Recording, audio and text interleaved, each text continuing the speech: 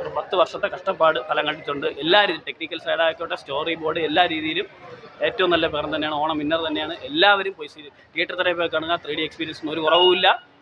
പൊളിച്ചിട്ടുണ്ട് എല്ലാവരും. ടോനോ തോമസ് ഒന്നും പറയാനില്ല. പിന്നെ ഒരു രക്ഷയിൽ എല്ലാവരും അവർ ടോനോ തോമസ് ഷോ സ്റ്റീലർ എന്ന് തന്നെ പറയാൻ വേറെ ഒരു മാറ്റവും ഇല്ല. പുള്ളിയുടെ പടം തന്നെയാണ്, പുള്ളിയുടെ ഒൺമോൺ ഷോ തന്നെയാണ്.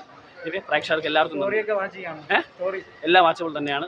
നമുക്ക് എല്ലാവർക്കും എൻഗേജ് ചെയ്യണം. ഫാമിലിയായിട്ട് ഏറ്റവും നല്ലതായിട്ട് പോകുന്ന ഓണത്തിന് പോകാൻ പറ്റിയ സിനിമ തന്നെയാണ്. വേറൊരു മാറ്റമില്ല. Thank you. ഇഷ്ടപ്പെട്ടു. ഞാൻ എല്ലായിടത്തും അങ്ങനെ തന്നെ പറഞ്ഞു. എനിക്ക് നല്ല ഇഷ്ടപ്പെട്ടു. കാരണം എങ്ങനെ പ്രതീക്ഷിച്ച് പോയോ അതേ രീതിയിൽ കിട്ടും. പീരിയോഡിക് രീതിയിൽ തന്നെ അവർ എടുത്തു വെച്ചിട്ടുണ്ട്. 3D പക്ഷം എനിക്ക് ഇഷ്ടപ്പെട്ടില്ലെങ്കിലും നല്ല രീതിയിൽ തന്നെ നല്ല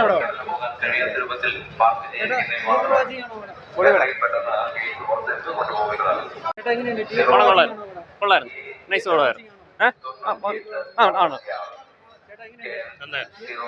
നല്ല പടം. കൊള്ളായിരുന്നു. നല്ല വിഷ്വൽ ക്വാളിറ്റി ഒക്കെ നൈസായിരുന്നു. 3D നൈസായിട്ട് 3D കാണാനാണ് ബെസ്റ്റ് ഈ പടം. അതെ, ഏരിയസ് തന്നെയാണ്. 3D കാണാനാണ് ബെറ്റർ. പിന്നെ എന്താ പറയുക, വിഷ്വൽ ക്വാളിറ്റി നൈസാണ്. സ്റ്റോറി നമ്മൾ പ്രെഡിക്റ്റബിൾ എന്നല്ല, കുറേ ട്വിസ്റ്റ് ഒക്കെ ഉണ്ട്. ഞാൻ കണ്ടില്ല.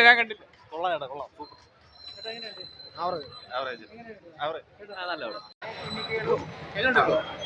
നല്ലായിരുന്നു.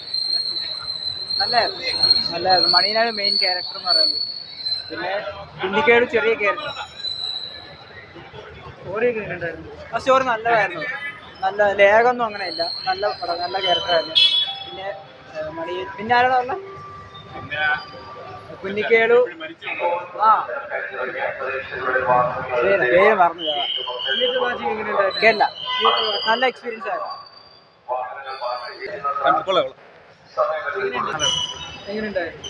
നല്ല രസമുണ്ടായിരുന്നു കാണാൻ.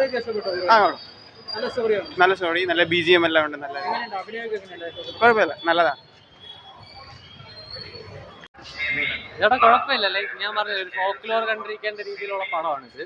പിന്നെ സെക്കൻഡ് ഹാഫ് നല്ല ലാഗുണ്ട്. അത് കുറച്ച് കട്ട് ചെയ്തിട്ടുണ്ടെങ്കിൽ കുഴപ്പമില്ല. ഒരു പടം ഇങ്ങനൊരു ലെവലിലോട്ട് പോയത് കുഴപ്പമില്ല.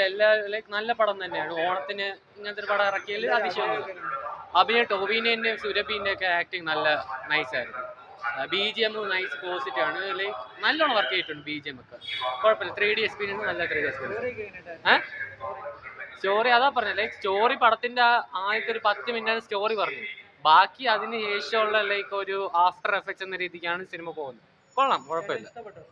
ആ സ്റ്റോറി എനിക്ക് ഇഷ്ടപ്പെട്ടു. ആകെ ഇഷ്ടപ്പെടാത്ത സെക്കൻഡ് ഹാഫ് കുറച്ച് ലാഗ് ഉണ്ടായിരുന്നു. അത് തിയേറ്റർ വാച്ചിങ് നൈസ്. അത് 3D എക്സ്പീരിയൻസ് ലൈക്ക് ഇതേപോലത്തെ 3D എക്സ്പീരിയൻസ് മലയാളത്തിൽ ഇതിനു വന്നിട്ടില്ല. അപ്പം കുഴപ്പമില്ല. ഡെബ്യൂ ഡയറക്ടറായിട്ട് ഇങ്ങനെ ചെയ്തിട്ടുള്ളൂ. കുഴപ്പമില്ല, കൊള്ളാം.